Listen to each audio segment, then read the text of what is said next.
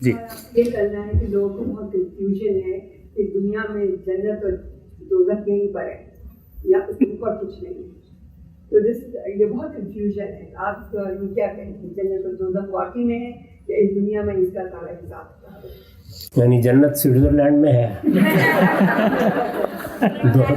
دوزخ کہاں تلاش کیا؟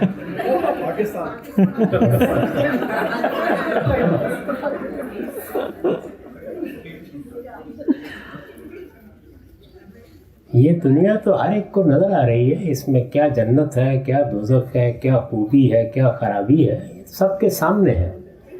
اللہ تعالیٰ نے جو پیغمبروں کے ذریعے سے ہمیں بتایا ہے وہ یہ ہے کہ یہ دنیا تو ایک عارضی دنیا ہے، اس میں انسان کو امتحان کے لیے بھیجا ہے. یہاں کوئی عدل کا یا جسٹس کا قانون اللہ نے کار فرما نہیں کیا.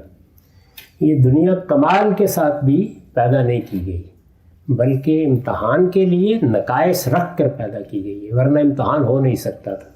اس کو عربی زبان میں ابتلا کہتے ہیں. یہ ابتلا کے قانون پر قائم ہے. اس دنیا کے بعد وہ دنیا پیدا ہونی ہے، اور یہ جو کچھ آپ زمین آسمان دیکھ رہے ہیں نوری سالوں کے فاصلے پر پھیلا ہوا مادہ ہے جس میں اربوں کہکشانیں ہیں، یہ سب کیا ہے؟ یہ اسی جنت اور دوزخ کا سامان تعمیر ہے. اور اللہ تعالیٰ نے بتایا ہے کہ میں نے یہ سب بکھیر دیا ہے، اور یوم تبدل الارض غیر الارض والسماوات، اس سامان تعمیر کو میں اٹھاؤں گا، اٹھا کر ایک نئی صورت دوں گا.